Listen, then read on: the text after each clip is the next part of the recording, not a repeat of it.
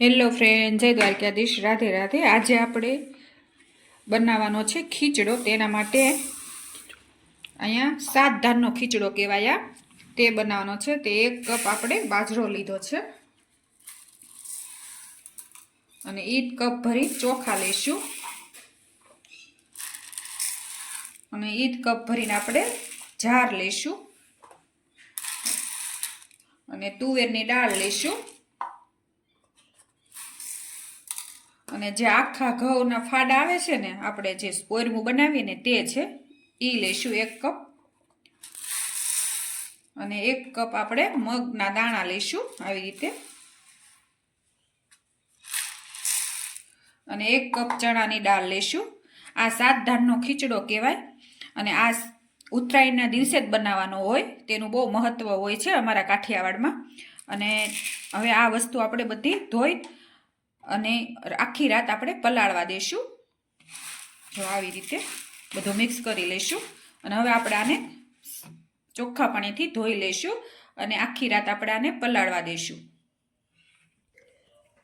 અને જો તમે આવી રીતે આપણે બધા અનાજ ધોઈ લીધા છે। આ 7 ધાન કહેવાય, બધા મિક્સ કરીને આવી રીતે મેં સાફ કરી લીધા અને હવે આપણે આને આખી રાત માટે પલાળવા દઈશું અને હવે કાલે ઉત્તરાયણ છે એટલે હવે કાલે હું આ બનાવીશ। અને જો તમે 7 ધાન આપણે સરસ પલળી ગયા છે।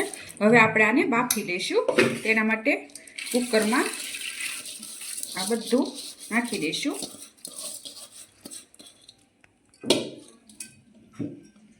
અને 2 ગ્લાસ કે 3 ગ્લાસ જેટલું તમારું હોય એટલું તમારે પાણી રેડી દેવાનું।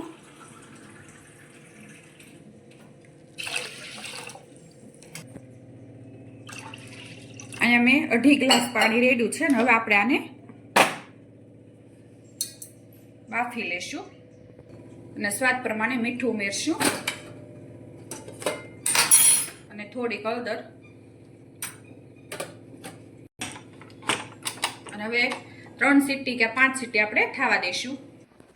અને અહીંયા મેં લીલી તુવેર લીધી છે, 1/2 કપ એ લઈશું અને લીલા વાલ લીધા છે, આ વાલ આવે અને વાલ તમારી પાસે ન હોય તો સ્કીપ કરી શકો અને લીલા વટાણા લીધા છે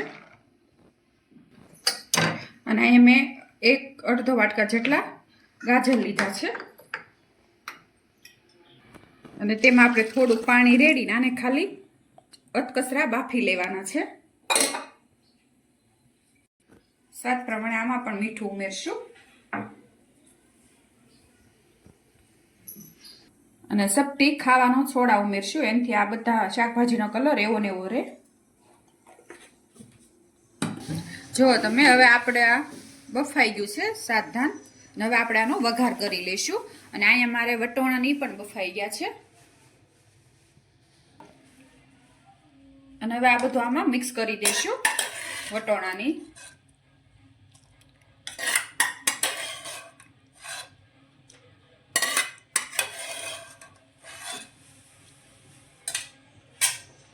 અને હવે એક કડાઈમાં આપણે થોડું ઘી ઉમેરશું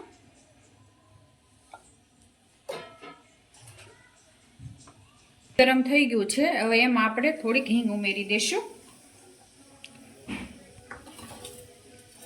ખડા મસાલા લીધા છે, તમાલપત્ર, સૂકા મરચાં, ફૂલચકડી, લવિંગ અને તીખા અને 2 એલચી તે ઉમેરી દઈશું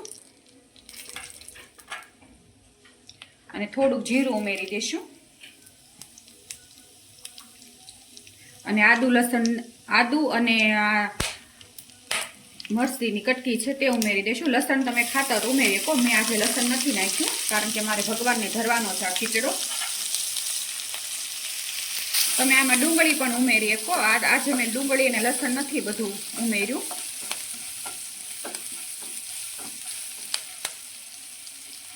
હવે આ બધું તળાઈ ગયું છે અને હવે તેમાં આપણે 1 કપ ટમેટા ઉમેરી દઈશું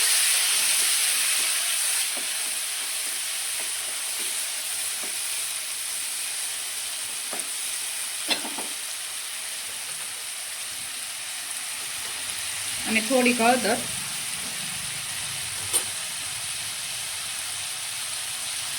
અને કાશ્મીરી મરચું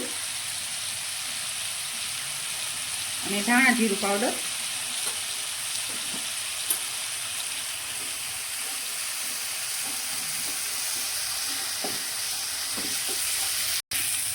અને હવે આ બાફેલો આપણે ખીચડો ઉમેરી દઈશું.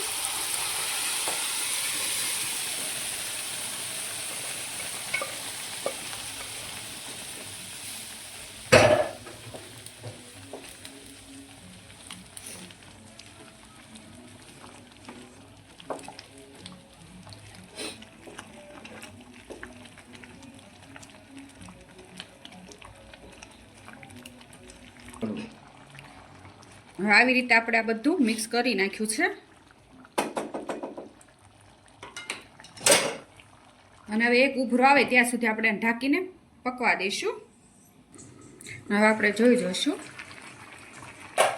જો સરસ કલર આવ્યો છે ને સુગંધ સરસ આવે છે.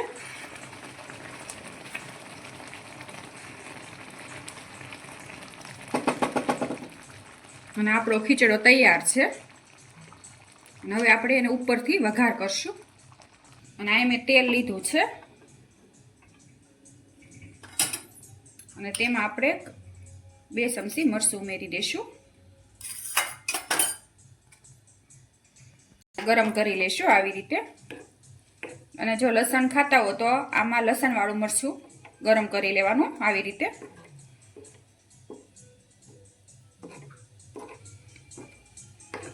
અને શિયાળો શરૂ છે એટલે આવી રીતે ગરમ ગરમ ખીચડો ઘરે બનાવીને એમ નામ ખાઓ ને તોય સરસ લાગે. પણ અમારે તો કાઠિયાવાડમાં ઉત્તરાયણમાં જ તે પણ આ ખીચડો બનાવે. અને હવે તેલ મરચું ગરમ થઈ ગયું છે ને ઉપર આપણે રેડી દઈશું.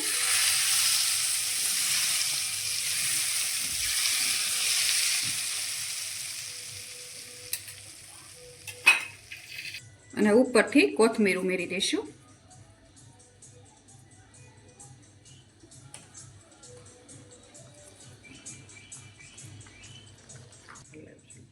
અને આ મારા 7 ધાનનો ખીચડો તૈયાર છે. અને જો તમને આ રેસીપી ગમી હોય તો લાઈક કરજો, શેર કરજો અને સબસ્ક્રાઈબ કરજો.